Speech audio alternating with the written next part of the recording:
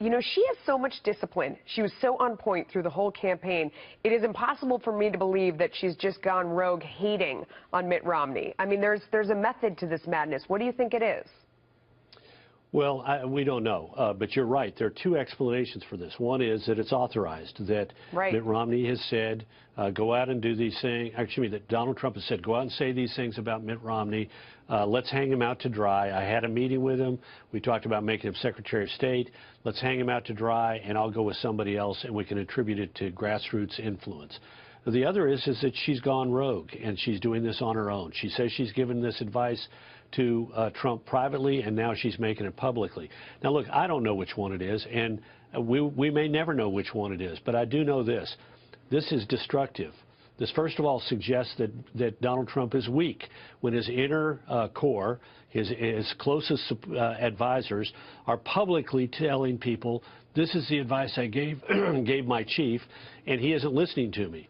So it makes him look weak. Second of all, I mean, is there another explanation, though? I memean, is it possible that it gets the shooting out of the way? I mean, is there anything it gets over with by doing this?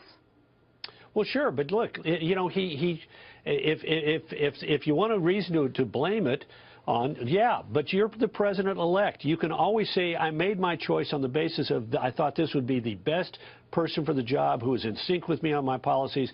I looked at a lot of capable people, but I've settled on X. This one is going to make it look like, regardless of what he does, if he settles on Romney, it's going to be his closest advisors told him not to do it. If he settles on somebody else, it's going to be there was anger about Romney, and he couldn't stand up to that anger. It's better to have given that advice in private and let him make his decision one way or the other. And if it is a decision, you can tell him, look, I'm getting lots of negative feedback about Romney. I think this will blow up a great deal of your base.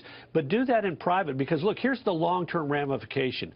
Inside the White House, the most important thing that the staff can provide the president is unvarnished advice.